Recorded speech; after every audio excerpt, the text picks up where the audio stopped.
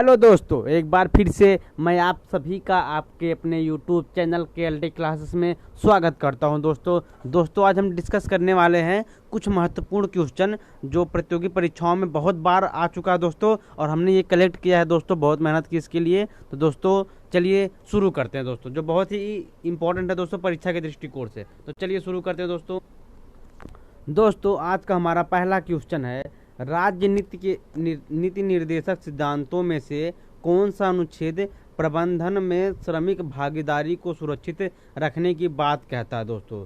कौन सा कहता है दोस्तों सुरक्षित रखने की बात कौन सा करता है? ये आर्टिकल 43 यानी option C is the right answer दोस्तों। ये कहता है अनुच्छेद 43A के अंतर्गत होता है दोस्तों। चलिए अगला देखते हैं, निम्नलिखित में से कौन सा विषय संघ सूची के अंतर्गत आता है दोस्तों? कौन सा विषय संघ सूची के अंतर्गत आता है दोस्तों? तो ये आता है हमारा डाकघर बचत बैंक, यानी option D is the right answer दोस्तों। डाकघर बचत बैंक जो होता है ये संघ सूची के अंतर्गत आता है दोस्तों। चलिए अगला देखते हैं, भारतीय गणराज्य में शब्द का तात्पर्य है संविधान के किस अनुच्छेद 356 से संबंधित है दोस्तों? ये कह रहा है जो आर्टिकल 356 होता है ये किससे संबंधित है दोस्तों? तो ये ऑप्शन है राज्यपाल शासन, आपातकाल, राष्ट्रपति शासन और कर्फ्यू। तो है दोस्तों ये राष्ट्रपति शासन, यानी option C is the right answer दोस्तों। क्या हो जाएगा? राष्ट्रपति शासन, यानी आर्टिकल 356 से राष्ट्रपति शासन संबंधित है दोस्तों कमेंट बॉक्स में बताइएगा 352 और 360 किससे संबंधित है दोस्तों, ये आपको कमेंट बॉक्स में बताना है दोस्तों। और जो हमारा 356 है ये राष्ट्रपति शासन से है। चलिए अगला देखते हैं, योजना आयोग के अंतिम उपाध्यक्ष कौन थे दोस्तों? योजना आयोग के अंतिम उपाध्यक्ष कौन थे दोस्तों? तो ये हमारे मोन्टेंग सिंह अहलूवालिया है, यानी option A is the right answer दोस्तों। ये बहुत ही इंपॉर्टेंट क्वेश्चन है दोस्तों। चलिए अगला देखते हैं, राज्य के लोक सेवा आयोग के अध्यक्षों की नियुक्ति कौन करता है दोस्तों? कौन करता है दोस्तों? तो हमारे ऑप्शन है संघ लोक सेवा आयोग के अध्यक्ष, उपराष्ट्रपति, राज्यपाल और राष्ट्रपति। तो दोस्तों लोक सेवा आयोग के अध्यक्षों की नियुक्ति कौन करता है दोस्तों? लोक सेवा आयोग के अध्यक्षों की नियुक्ति करता है संघ लोक सेवा आयोग के अध्यक्ष, यानी option A is the right answer दोस्तों। यानी ये हो जाएगा option A is the right answer दोस्तों। चलिए अगला देखते हैं, भारतीय संविधान में इस समय कितनी अनुसूची है दोस्तों? भारतीय संविधान में इस समय कितनी अनुसूची है दोस्तों? तो ये है हमारी अनुसूची 12 है दोस्तों। कितनी है दोस्तों? 12, यानी option C is the right answer दोस्तों आपको कमेंट बॉक्स में बताना है कि जब संविधान बना था तब उस समय कितनी अनुसूची थी दोस्तों। ये बताना है जब संविधान हमारा बना था तब कितनी अनुसूची थी दोस्तों, और आज हमारी अनुसूचियों की संख्या है 12। चलिए अगला देखते हैं, भारत के नियंत्रक और महालेखक परीक्षक की नियुक्ति कौन करता है दोस्तों ये तो हमने कल ही बताया था। कौन करता है दोस्तों? राष्ट्रपति जी करते हैं, यानी option D is the right answer दोस्तों। चलिए अगला देखते हैं, अगला क्वेश्चन देखते हैं दोस्तों, निम्नलिखित में से कौन सा समवर्ती सूची का एक हिस्सा है दोस्तों? इन चारों ऑप्शन में से कौन सा एक समवर्ती सूची का हिस्सा है दोस्तों? तो ये हमारे दिवालियापन और ऋण शोधन क्षमता, यानी option C is the right answer दोस्तों। समवर्ती सूची का एक हिस्सा है दिवालियापन और ऋण शोधन क्षमता दोस्तों। चलिए अगला क्वेश्चन है दोस्तों, राष्ट्रीय मतदाता दिवस कब मनाया जाता है दोस्तों? राष्ट्रीय मतदाता दिवस कब मनाया जाता है दोस्तों? तो ये मनाया जाता है हमारा 25 जनवरी को, यानी option A is the right answer दोस्तों। कब मनाया जाता है राष्ट्रीय मतदाता दिवस? 25 जनवरी को मनाया जाता है दोस्तों। इसको आसान है, इसका आसान ट्रिक है दोस्तों।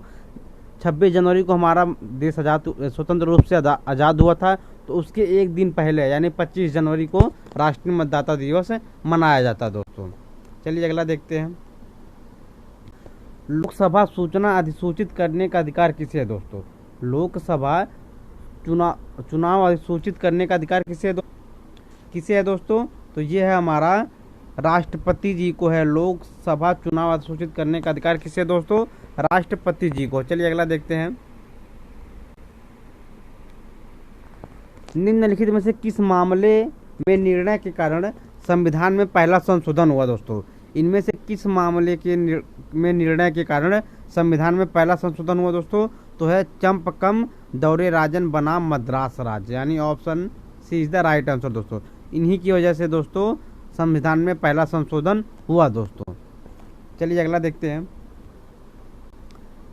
भारत में किसी दूसरे देश के साथ युद्ध की घोषणा करने का अधिकार किसके पास है दोस्तों? यानी अगर भारत से किसी अन्य देश के साथ युद्ध करना हो तो इसका अधिकार देता है दोस्तों राष्ट्रपति, यानी केवल बी, यानी option B is the right answer दोस्तों। क्या हो जाएगा? Option B is the right answer दोस्तों, यानी राष्ट्रपति जो है ये युद्ध की घोषणा करते हैं दोस्तों। चलिए अगला देखते हैं। निम्नलिखित में से कौन सा विषय समवर्ती सूची के अंतर्गत आता है दोस्तों? कौन सा विषय समवर्ती सूची के अंतर्गत आता है दोस्तों? तो ये आता है हमारे दोस्तों न्यास और न्यासी, यानी option B is the right answer दोस्तों। न्यास और न्यासी जो हैं ये समवर्ती सूची के अंतर्गत आते हैं दोस्तों। अगला देख लेते हैं दोस्तों। भारत की प्रतिरक्षा और सुरक्षा से जुड़े किस संगठन का ध्येय है उद्यम, निष्पक्षता और सच्चरित्रता? तो किसका है दोस्तों? ये हमारा सीबीआई, केंद्रीय जांच ब्यूरो दोस्तों। दोस्तों कमेंट बॉक्स में बताइएगा सीबीआई का फुल फॉर्म। केंद्रीय जांच ब्यूरो होता है दोस्तों इसका हिंदी, और सीबीआई का फुल फॉर्म आप बताइएगा दोस्तों। चलिए अगला देखते हैं। में किसी भी राज्य के राज्यपाल पद पर नियुक्ति सर्वप्रथम महिला कौन थी दोस्तों? यानी पूछ रहा है भारत की प्रथम महिला जो राज्यपाल हुई थी दोस्तों, तो ये हमारी सरोजनी नायडू, यानी option C is the right answer. अगला देखते हैं। वर्णित में से नीति आयोग के पदेन अध्यक्ष कौन होते हैं दोस्तों? प्रधानमंत्री जी जो होते हैं ये नीति आयोग के अध्यक्ष होते हैं दोस्तों। नीति आयोग की स्थापना कब हुई थी दोस्तों? ये कमेंट बॉक्स में बताइएगा। अगला देखते हैं। केंद्र शासित प्रदेश अंडमान और निकोबार द्वीप समूह के न्यायिक क्षेत्र में कौन आता है दोस्तों? तो कौन आता है दोस्तों? तो ये आते हैं हमारे कोलकाता उच्च न्यायालय, यानी option C is the right answer दोस्तों। कोलकाता उच्च न्यायालय आता है दोस्तों। अगला देखते हैं। स्वयं इस्तीफा देने के अलावा इनमें से किन पद्धतियों के द्वारा किसी राज्य के राज्यपाल को उनके पद से हटाया जाता है दोस्तों? किसके द्वारा राज्यपाल को उनके पद से हटाया जाता है दोस्तों? राष्ट्रपति द्वारा पदच्युत करके, यानी option A is the right answer, यानी ऑप्शन बी, यानी केवल ए, यानी option B is the right answer दोस्तों। चलिए अगला देखते हैं। सूचना का अधिकार अधिनियम के तहत किसी लोक सूचना अधिकारी से सूचना न मिलने पर कितने दिनों के भीतर एक सूचना प्रार्थी प्रथम अपीली प्राधिकरण के पास अपना अपील दर्ज कर सकता है दोस्तों? कितने में दोस्तों? यानी 30 दिन के अंतर्गत ये होना चाहिए, यानी option D is the right answer दोस्तों। अगला देखते हैं। राज्यसभा के मनोनीत सदस्यों के संदर्भ में निम्नलिखित में से कौन सा वाक्य सही है दोस्तों? कौन सा सही है दोस्तों? भारत के राष्ट्रपति के चुनाव में उन्हें मत देने का अधिकार नहीं है। बिल्कुल सही दोस्तों, मत देने का अधिकार राष्ट्रपति को नहीं है। भारत के उपराष्ट्रपति के चुनाव में उन्हें मत देने का अधिकार नहीं, बिल्कुल सही दोस्तों, ये भी सही है। ऑप्शन दोनों सही है दोस्तों, ए भी सही है, बी भी सही है, यानी option D is the right answer दोस्तों। यानी ऑप्शन डी, ए और बी दोनों सही है दोस्तों, यानी option D is the right answer दोस्तों। चलिए अगला देखते हैं। निम्नलिखित में से कौन एक राज्य के नीति निर्देशक सिद्धांतों का उद्देश्य नहीं है दोस्तों? ये कह रहा है कि इनमें से कौन सा ऐसा ऑप्शन है जो राज्य के नीति निर्देशक सिद्धांतों का उद्देश्य नहीं है दोस्तों? तो एक धार्मिक राज्य की स्थापना करना ये नीति निर्देशक के सिद्धांतों में नहीं लिखा गया दोस्तों। अगला देखते हैं दोस्तों। कौन भारतीय गणतंत्र का प्रमुख है दोस्तों? सबको पता है भारतीय गणतंत्र का प्रमुख दोस्तों भारत का राष्ट्रपति होता है, यानी option A is the right answer दोस्तों। यानी भारत का राष्ट्रपति जो होता है वो भारतीय गणतंत्र का प्रमुख होता है दोस्तों। समान कार्य के लिए समान वेतन भारत के संविधान के में सुनिश्चित किया गया दोस्तों, यानी समान कार्य के लिए समान वेतन दोस्तों ये राज्य की नीति निर्देशक सिद्धांतों का एक अंग है, यानी option B is the right answer दोस्तों। ये राज्य की नीति निर्देशक सिद्धांतों का एक अंग है। अगला देखते हैं। भारतीय संविधान के अनुच्छेद 22 के अनुसार अधिकतम कितने समय के भीतर गिरफ्तार करके हिरासत में लिए गए किसी व्यक्ति को निकटतम मजिस्ट्रेट के समक्ष प्रस्तुत करना चाहिए दोस्तों? यानी 24 घंटे के अंतर्गत किसी भी अपराधी को, यानी option D is the right answer, को मजिस्ट्रेट के समक्ष प्रस्तुत करना होता है। अगला देख लेते हैं। भारतीय संविधान के अनुच्छेद 148 के अंतर्गत राष्ट्रपति वो कौन सा प्राधिकरण है जो भारत सरकार के सभी प्राप्तियों और व्यय का लेखा परीक्षक करता है दोस्तों? ये कौन सा दोस्तों? ये हमारा है भारत के नियंत्रक और महालेखक परीक्षक, यानी इसको हम कहते हैं शॉर्ट फॉर्म में कैग बोलते हैं, CAG बोलते हैं दोस्तों, यानी option A is the right answer दोस्तों। अगला देख लेते हैं, संविधान सभा का अंतिम सत्र कब आयोजित किया गया था दोस्तों? यानी संविधान सभा का अंतिम सत्र कब आयोजित किया गया था? 24 जनवरी 1950, यानी option A is the right answer दोस्तों।